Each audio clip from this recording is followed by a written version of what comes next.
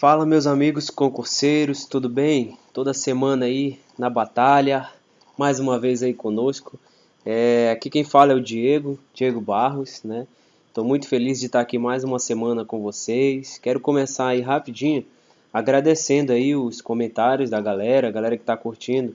Isso incentiva muito a gente, né? A nossa maior felicidade agora é saber que isso está ajudando vocês e que você vai passar no concurso dos teus sonhos e que a gente vai fazer parte disso, né? Essa é a retribuição que a gente quer, beleza? Então, a gente vai fazer o seguinte. Hoje, eu vou fazer uma análise de uma forma um pouco diferente, tá? Eu vou fazer uma análise como se você estivesse analisando comigo. Por que eu estou falando isso? Porque hoje eu fiz questão de abrir um pouquinho mais o teu senso para pesquisar as questões e pesquisar de maneira certa, né? Eu vejo muitas das vezes, né, que os candidatos, quando fazem o concurso, eles não conseguem sair da prova e tirar um gabarito preliminar, por exemplo, né? Por quê? Justamente pela falta de prática em pesquisar certo nas fontes certas, tá? E da maneira certa, logicamente, né? Então, eu já vi vários colegas assim, saí da prova e tirei um gabarito ali e tal, e chega na hora do oficial, o cara errou ali, tirou o gabarito errado e tinha visto em outro artigo que era só uma palavra. Então, eu quero incentivar vocês a procurarem as fontes certas, né? Então, é da maneira efetiva que se estuda para concurso, é essa maneira efetiva que a gente estuda para concurso, que a gente se prepara cada vez melhor, tá? Então, olha só, eu separei 5 questões da banca CESP, tá? Do ano de 2015, beleza? E eu te peço, para favorecer a nossa metodologia, sempre que eu começar a comentar ou ler uma questão, você dá um pause e resolve ela. Beleza? E aqui hoje é rapidinho, jogo rápido, certo e errado, CESP, questão de 2015, tá? Arrebentando com a banca CESP, tá? A gente vai ver algumas coisas que a CESP é bem sacana aí e não tem um assunto específico, né? Mas aqui nessas questões que eu trouxe hoje de 2015, né? Já ali na série 2, que o Wesley já fez a 1, tem algumas questões aí direcionadas ao desenvolvimento de coleções, tá? Então, sem demora, vamos lá começar a nossa análise de hoje, beleza? Vamos começar aí essa sexta-feira agitando geral aí para chegar no fim de semana forte e resolver mais umas questões aí, tá bom? Vamos lá. Então vamos lá, né? Questão número 1 da CESP, uma prova aí da FUB, né? Uma prova bem recente agora da CESP. Então vamos lá. Prepara aí o teu cérebro, teus neurônios para a gente começar bacana aí. E, como eu falei, né, você sempre dá um pause aí antes e marca a tua opção para a gente conseguir extrair o máximo aí dessas análises, tá ok? Vamos lá. Acerca do desenvolvimento de coleções, julgue o item a seguir. No desenvolvimento de coleções, quanto à aquisição e à circulação, a coleção de lastro equivale à coleção de referência. Certo ou errado? Certo ou errado? Já te dei tempo, você já pausou. Essa questão está errada, beleza? Na verdade, a coleção de lastro, ela equivale à coleção básica, tá? O que é a coleção básica? Como o próprio nome está falando, é uma coleção mínima, né, ou básica que você tem que ter sobre um determinado assunto, né? E conforme eu prometi para vocês, eu vou facilitar a tua vida e mostrar isso como que, de onde a CESP tirou essa questão, tá bom? Vamos lá. Olha só, Miranda, em 1978, já falava isso aqui, tá bom? Depois eu vou te mostrar esse artigo aqui para você dar uma lida, se te interessar, beleza? Aprofundar um pouquinho no assunto, tudo bem? E aí você toca os teus estudos em relação a isso, porque a gente não tem muito tempo, tá? Então, olha só, coleção de referência, que ele tentou te confundir, deve possuir enciclopédia, dicionários, bibliografias, serviços de resumos de DSI, né? Catálogos públicos, etc. Beleza, coleção de referência a gente sabe muito bem. Coleção de lastro básico, que poderia parecer uma novidade para muitos de vocês, hoje não é mais, agora não é mais, né? Fico tranquilo. Então, o que é? Né? Olha a definição. Deve desenvolver e preservar uma coleção fundamental ou básica, que propicie as atividades de pesquisa. Definir os títulos e autores definitivos e indispensáveis em determinadas áreas para que exista na coleção. Aquela fundamental, né? Temos também aqui na definição de Miranda a coleção didática e a coleção de literatura corrente. A didática deve possuir obras recomendadas para leituras obrigatórias pelas bibliografias elaboradas pelos professores para diferentes disciplinas. E coleção de literatura corrente inclui livros, periódicos e outros materiais bibliográficos ou documentários que atualizam a coleção básica, tudo bem? Então, muito cuidado com isso aí, tá? Existe essa diferenciação, tá aqui para vocês eu coloquei. Também vou te mostrar qual é o artigo. Coleções em bibliotecas universitárias, manifestação da produção científica. Tá aqui a nossa autora, Sayonara Nascimento André, tudo bem? Tá lá, fica a dica, dá um pause, pesquisa aí, tá disponível na internet, beleza? Então, vamos lá, vamos tocar. Essa primeira questão, ela se apresenta como errada. Vamos lá, vamos para a segunda. Dá um pause rapidinho e tenta resolver ela. Acerca do desenvolvimento de coleções, julgue o item a seguir. A atividade de desbarte é excluída do processo cíclico de desenvolvimento de coleções. O que você marcaria, meu amigo? Certo ou errado? Certo ou errado? Tá bom, já te dei tempo suficiente, né? Essa questão está errada. Essa questão está errada, meu povo, tá? Esse tipo de questão aí é o tipo de questão que você que está estudando pouco tempo já consegue saber que ela está errada. Mesmo que você tenha marcado como certo, não se preocupe, não se desespere, a gente está aqui para ajudar você, tá? Mas, Diego, por que ela está errada? Vamos lá. Eu não vou te dizer o porquê, porque não fui eu que inventei as teorias, logicamente, né? Mas está aqui, ó. Esse ciclo é conhecido como ciclo de Evans, né? 1972, né? Vergueiro estuda bastante isso aqui, passa bastante para as pessoas que leem sobre desenvolvimento de coleções, mas eu trouxe resumidamente, né? O que a gente precisa para concurso é só dar uma pincelada aqui nesse assunto para vocês, depois você pode estar aprofundando um pouquinho mais aí, tá? Então, esse é o ciclo, né, que a gente tem de desenvolvimento de coleções. Por quê? Aqui ao redor nós temos a nossa comunidade, tudo bem? Então, a gente inicia, né, com uma análise ou estudo do usuário, né? Primeiramente de tudo, você precisa saber a quem você vai servir, né, para poder desenvolver a coleção, tá? Então, não adianta você desenvolver, por exemplo, você faz ótimas escolhas, né? Você faz excelentes compras, por exemplo, de livros jurídicos, né? Você pega os autores mais renomados, por exemplo, Direito Constitucional Positivo, José Afonso da Silva. A gente sabe que é um cara que tem autoridade nesse assunto. Então você está fazendo as escolhas certas. Mas espera aí, você trabalha numa biblioteca, vamos ver, uma biblioteca escolar, sei lá, né? Que, digamos assim, esse livro ele se enquadraria melhor numa biblioteca jurídica. Então você está fazendo uma boa seleção, mas não está obedecendo a tua comunidade. Então, isso não está valendo de nada. Então, por isso que é importante você fazer primeiro um estudo de usuário. Depois você cria uma política de seleção. O que é essa política de seleção?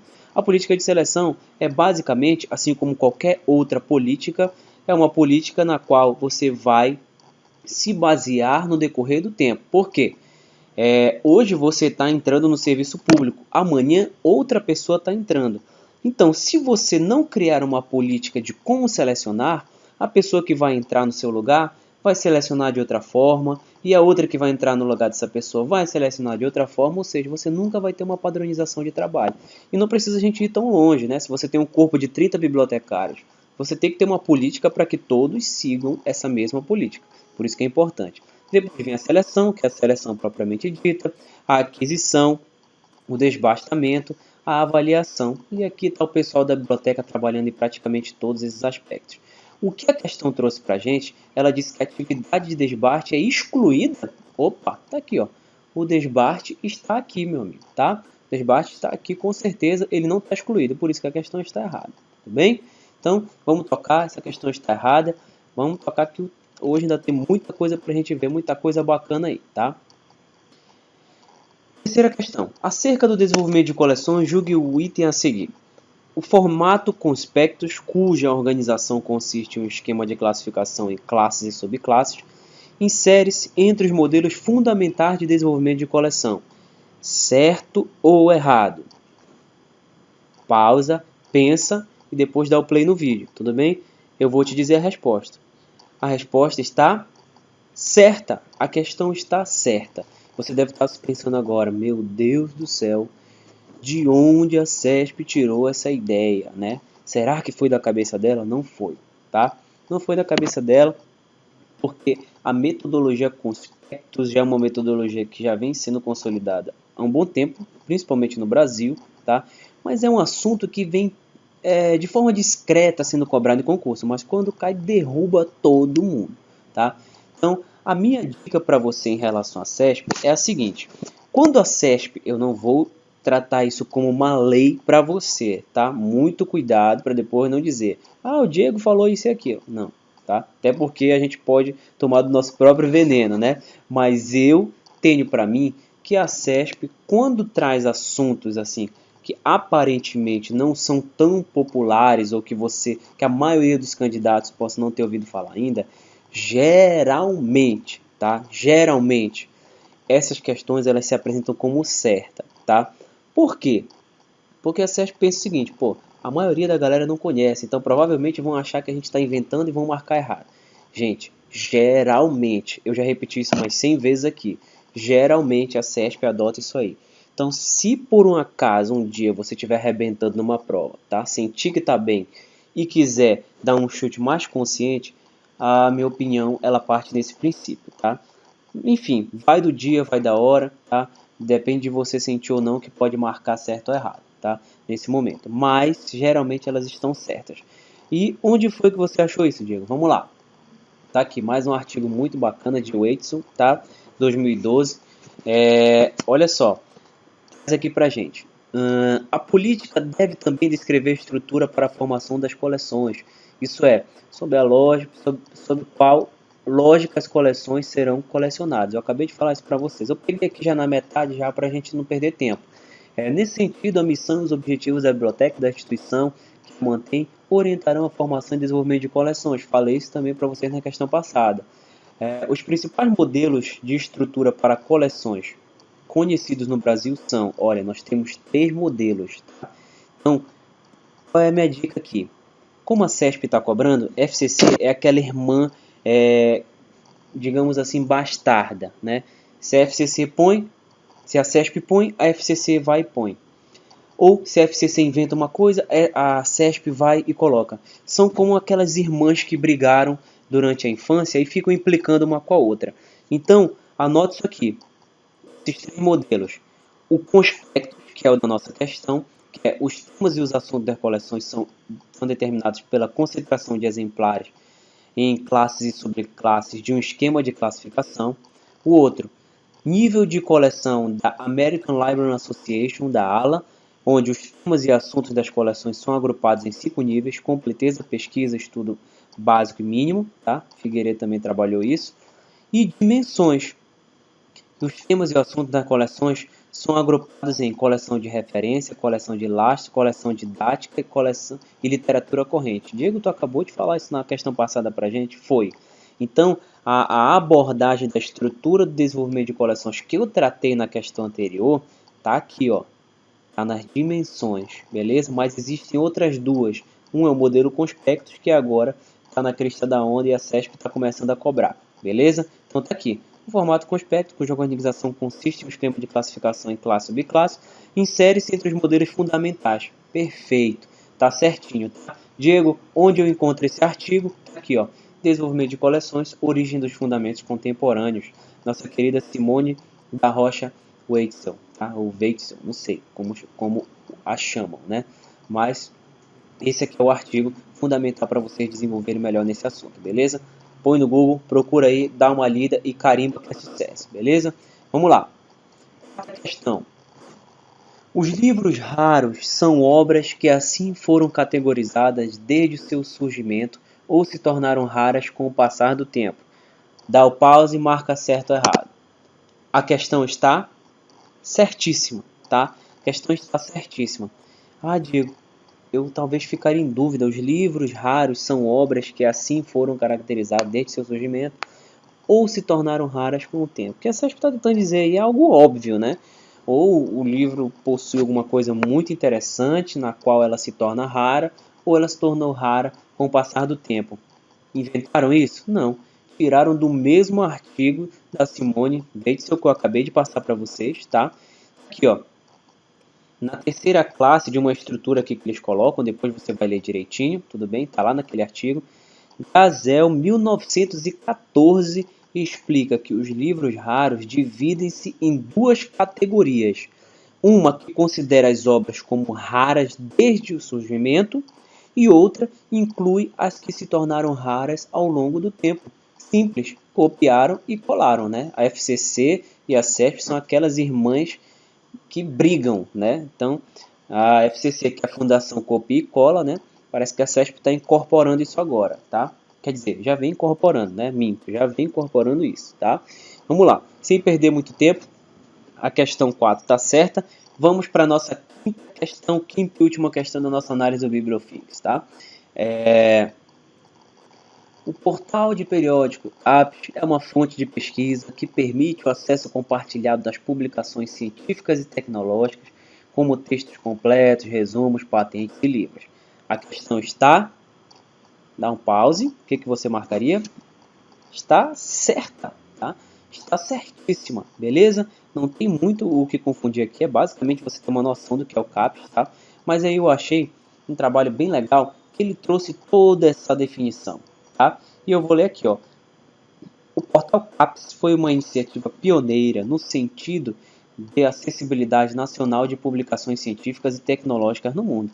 Disponibiliza para instituições federais e estaduais de ensino superior e unidades privadas com ensino de excelência em pós-graduação, acesso compartilhado a títulos de periódicos, bases de dados, textos completos, resumos ou referências, além de patentes, estatística, normas, técnicas e livros. Acabou. Tá? Só com essa leitura rápida já dá para ver que a quinta questão está certa. De onde eu tirei isso? Está aqui, ó. Um trabalhinho muito bacana, tá? Jaciane Freire Santana, nos meus créditos aí, a autora do trabalho, tá? Foi um trabalho de conclusão de curso, né? Apresentado aí por ela em 2010 em Recife, tá? Meus méritos aí para ela, o trabalho dela ficou muito bacana, eu dei uma lida rápida e se você também quiser se inteirar um pouquinho mais, tá? Dá uma lida aí também, beleza? Então, por que eu escolhi o trabalho dela para definir o CAPES? Porque às vezes a gente vê definições confusas na internet que não te permitem juntar todas essas informações. E eu vi que ali naquele parágrafo ela trazia tudo, tá? Isso é uma análise consistente. É por isso que eu queria mostrar um pouquinho dessa metodologia para vocês também ficarem craques e gabaritarem as questões, tá bom? Então, eu te desejo tudo de bom, fé, foco, força, né? Persistência. Então, tenha sempre fé em Deus, claro, em primeiro lugar, e vai fundo que você vai conseguir os seus objetivos e nós estaremos aqui esperando esse momento, tá bom? Um abraço, aqui é Diego Barros, um abraço do Bibliofix e nós agradecemos mais uma vez a sua presença aqui conosco. Abraço.